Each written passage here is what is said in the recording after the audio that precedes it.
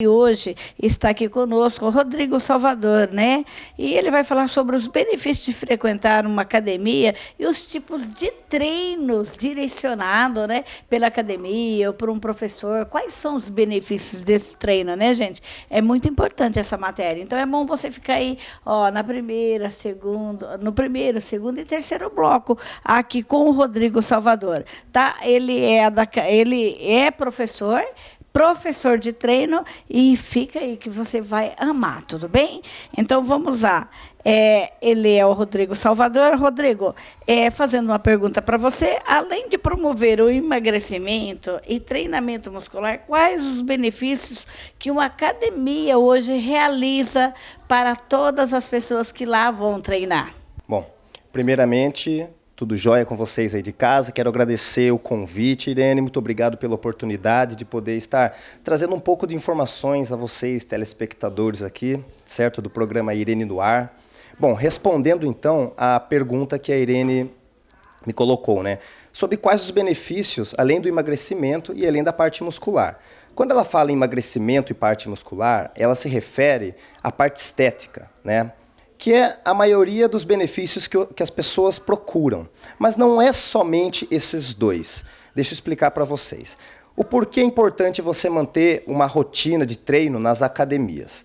Além desses dois benefícios, nós temos o benefício da prevenção de lesões. Por quê?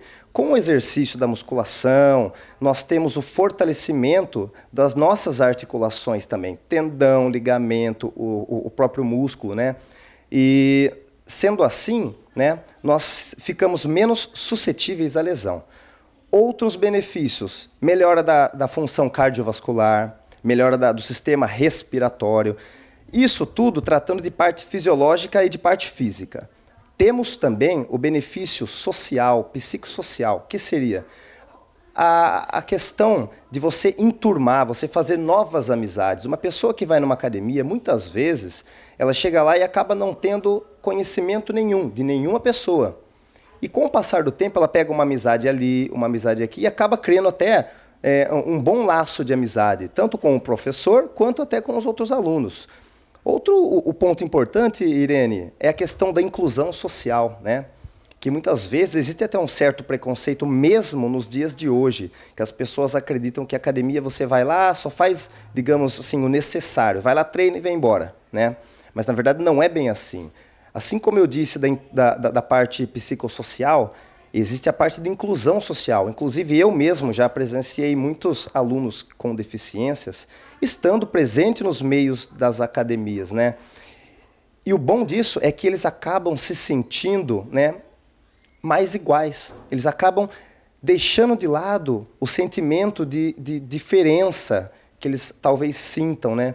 Então, assim, quando a gente pensa em academia, não se trata apenas de benefícios físicos. São inúmeros benefícios. É muito bacana. Agora vamos para outra pergunta, né, Rodrigo? Agora a gente começa aqui. Por que é necessário fazer aquecimento antes de começar qualquer treinamento? Lembrando, Rodrigo, que as pessoas parecem que não se preocupam, né, de fazer um aquecimento antes do treinamento e após. Isso a gente vê muitas pessoas lesionadas, muscular, lombar, pernas, pernas, de tudo quanto é lado. Isso é grave, não é, Rodrigo? Então, responda isso para a gente.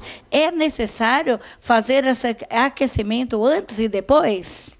Bom, Irene, é o seguinte, é exatamente isso que você falou. Às vezes falta um pouco de conscientização, um pouco de informação para as pessoas, né, que estão em casa.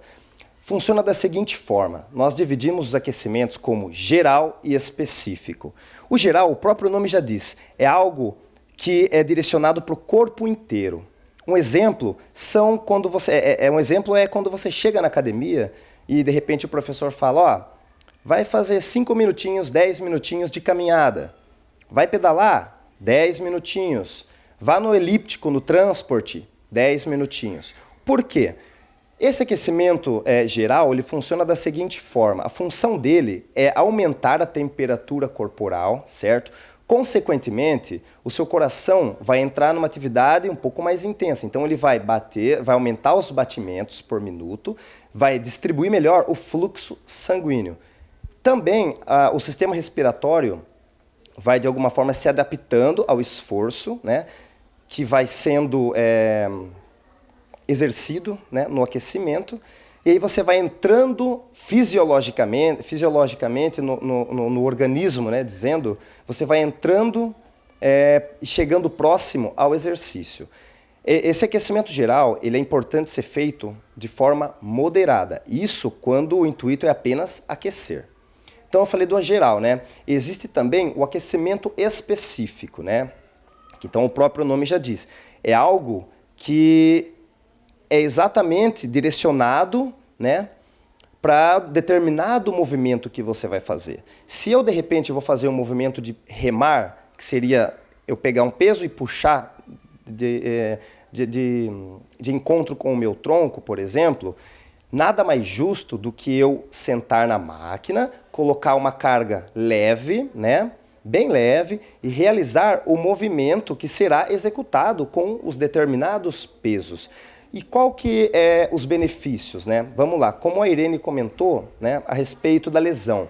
Muitas pessoas às vezes chegam em ambientes que estão frias, né, estão totalmente fora, né, do ambiente da academia. Então chega lá, já senta no equipamento e já vai fazendo. Não é bem assim. O aquecimento específico, ele propicia uma viscosidade na articulação, né? Ele acaba aumentando também, como eu disse, a temperatura corporal, e tudo isso acaba favorecendo e prevenindo as lesões. Por isso é importante, se a pessoa não quer fazer a parte aeróbia, ela chega, senta no equipamento, coloca um pezinho, uma carga bem leve e faz o movimento em que ela vai realizar, né, no início do treino. Essa é a importância do aquecimento específico e geral, para prevenir lesão e para preparar o organismo para o treino, para o exercício que será praticado. Bacana, né, pessoal? Aí a resposta aí do Rodrigo, então é necessário mesmo que se faça aí esse aquecimento, né? E as pessoas às vezes acabam não dando importância nisso, né? Agora, uma coisa que todo mundo quer saber e não quer calar, Rodrigo, uma coisa que todo mundo quer saber. Ai, eu quero ficar assim, ó, com barriga de tanquinho. Ai, como eu faço? Como eu faço para ficar com barriga de tanquinho? Responda aí, ô, Rodrigo. Então, Irene, essa questão é uma questão que, olha, não digo 100%, mas 99% das pessoas questionam tanto ao meu serviço lá na academia quanto a qualquer outro profissional. É uma questão assim, às vezes você encontra na internet muitas pessoas que prometem, né? Ah, o melhor exercício para perder barriga, isso, aquilo. Na verdade, nós temos que tomar cuidado quando nós falamos o melhor exercício para perder barriga. Por quê? Quando nós falamos isso, nós deixamos de lado, né, a área nutricional e a importância que as nutricionistas têm, né, na vida das pessoas. Se fosse tão fácil assim, né, nós não precisaríamos dela, né, dessa área tão maravilhosa que nos auxilia muito. A questão é a seguinte, nós temos, falando a grosso modo, nós temos assim, que entender que, como você colocou na pergunta, gordura abdominal, gordura na barriga, né? Isso é uma questão genética, né? Então, cada pessoa tem uma facilidade de perder gordura em determinada região do corpo, né? Até porque não é tão simples. Primeiro, a gordura ela tem que ser quebrada nas células, né? E aí depois ela vai para o músculo e é preparada para oxidação. O que é oxidação? É o processo em que nós usamos a gordura para queimar, como todo mundo fala, né? Para usar a gordura como energia no exercício. Então, assim, primeiro, nós temos que ter menos ingestão e mais gasto, certo? É diferente da parte financeira, que nós temos que ter menos gasto e mais ganho, né? A parte da alimentação envolvendo até e pensando na perda de gordura tem que ter mais gasto calórico e menos ingestão. Depois temos que ter exercícios, né, que envolvam oxigênio, ou seja, os exercícios em que a predominância de oxigênio seja maior. Qual? O exercício aeróbio. De preferência com uma intensidade maior. É por isso que hoje em dia o HIIT, o treinamento funcional, esses exercícios em si, eles fazem mais sucesso e dão mais resultado. Como eu disse, tudo conciliado com uma alimentação balanceada, uma alimentação equilibrada, né? E não deixando também a musculação de lado, porque a musculação ela vai nos dar o fortalecimento adequado para nós podermos correr, pedalar, caminhar com mais segurança, né? E além do mais, quando a gente fala em musculação, nós ganhamos músculo, né? E em repouso, quanto mais músculos nós temos no corpo, nós gastamos mais caloria. Em torno de nós queimamos 5 calorias por litro de oxigênio inspirado. Então, assim, não é tão simples quanto as pessoas pensam. Porque se fosse, estava todo mundo magro, todo mundo de tanquinho. Então, assim, primeiro passo, abandonar o sedentarismo, deixar, às vezes, de ir de carro na padaria e subir uma escada rolante. Primeiro passo, ser ativo e ter uma alimentação balanceada, Irene. São os primeiros passos, o princípio de tudo.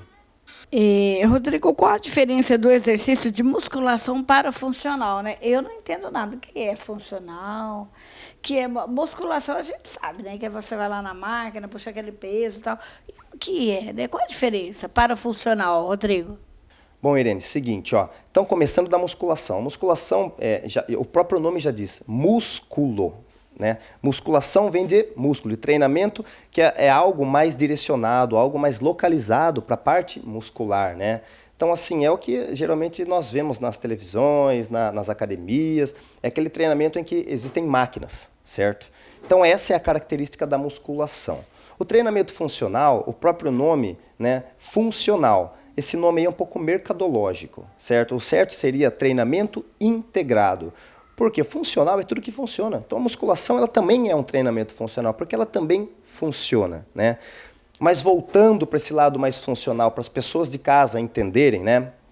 O treinamento funcional, né, que seria integrado, é o seguinte: é um treinamento que ele envolve, né, os exercícios com o peso corporal, né? Lógico que existem alguns exercícios que não envolvem, mas a grande maioria dos exercícios do treino funcional envolvem o peso corporal. Uma corrida, um salto. A característica principal é se assemelhar às atividades do cotidiano. Então, as pessoas que procuram treinamento funcional, nem sempre elas procuram estética. De repente, elas procuram estar melhor, né? Viver melhor, para realizar com mais eficácia as tarefas do cotidiano. O treinamento funcional ele trabalha desde as capacidades físicas, né? Força, pode trabalhar flexibilidade, agilidade, velocidade, resistência, né? Até circuitos, né, que visam o emagrecimento.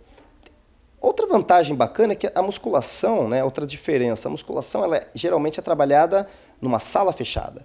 O treinamento funcional ele tem a vantagem de poder ser trabalhado numa sala fechada, num ambiente ao ar livre, na praia, na própria área de lazer. Então, assim, são como se fossem dois opostos, mas ambos muito bons para a nossa saúde. Duas opções maravilhosas para você que está em casa e quiser experimentar.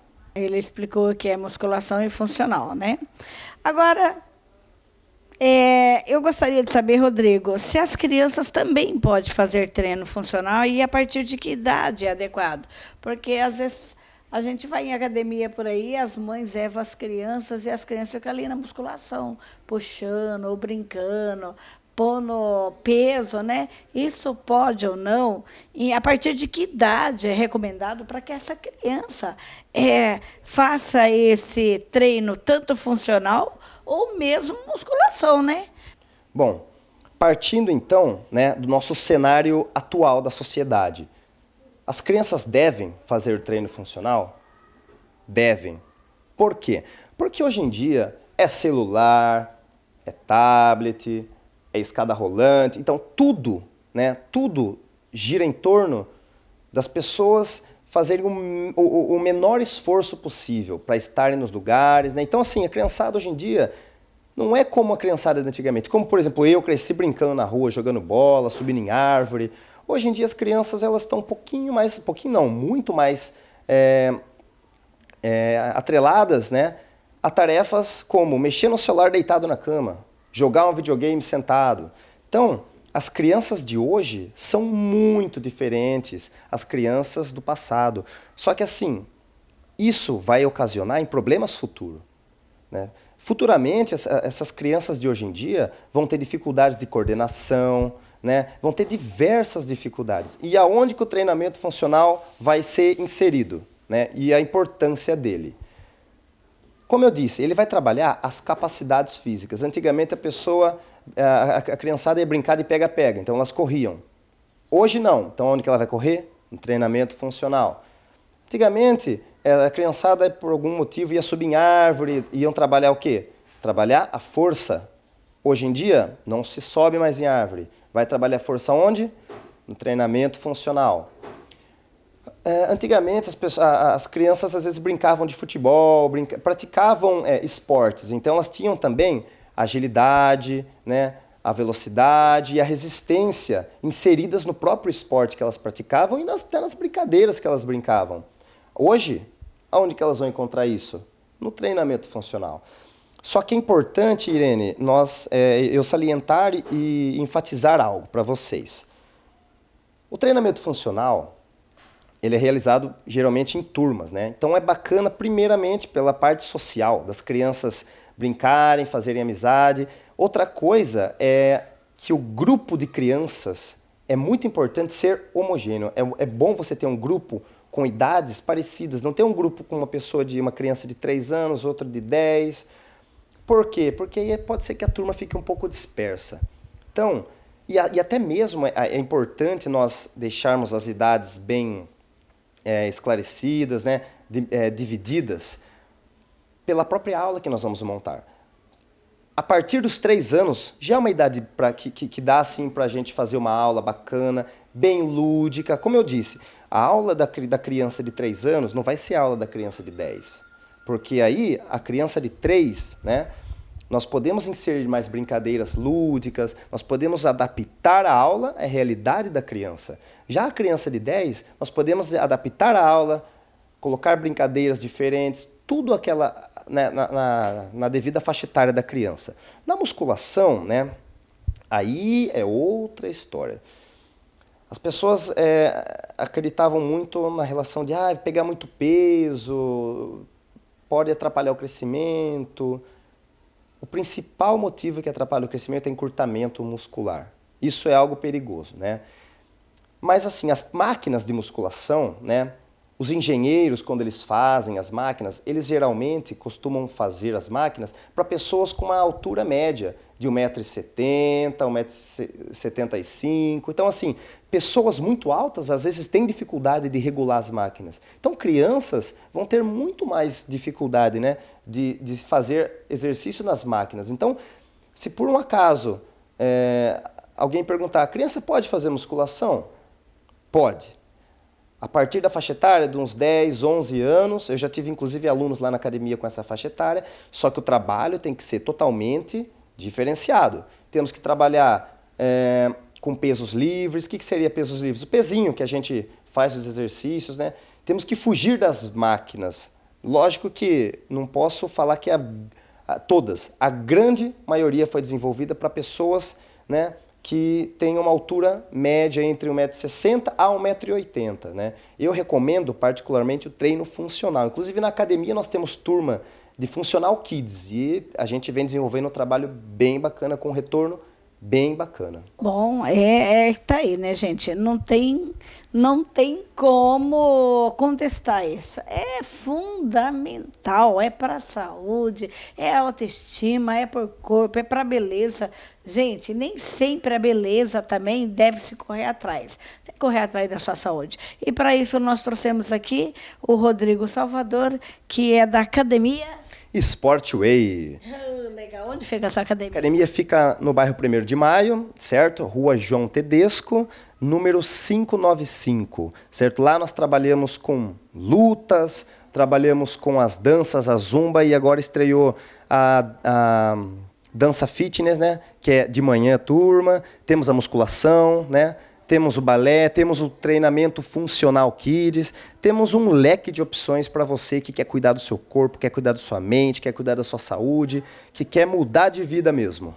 É isso aí. Bom, gente, e para você que ligou a televisão agora, perdeu a matéria, não fique triste. Vai lá no nosso site, www.irenenoar.com.br, ou também através da nossa página do programa Irene no Ar, ou você pode ir lá também no YouTube e assistir essa matéria na íntegra, né? O nosso muito obrigado aqui para o Rodrigo Salvador. Obrigado, viu, Rodrigo? Quando tiver outra matéria importante, traga aqui para nós. Bom, gente, agora nós vamos já para os comerciais e daqui a pouco a gente volta aí falando o que mais vai acontecer aqui no programa Irene no Ar. Obrigado, viu, Rodrigo? Obrigado a vocês, telespectadores. Irene, muito obrigado ao convite, né? Sou muito grato à oportunidade de falar um pouquinho para vocês sobre a importância do exercício físico. Obrigado.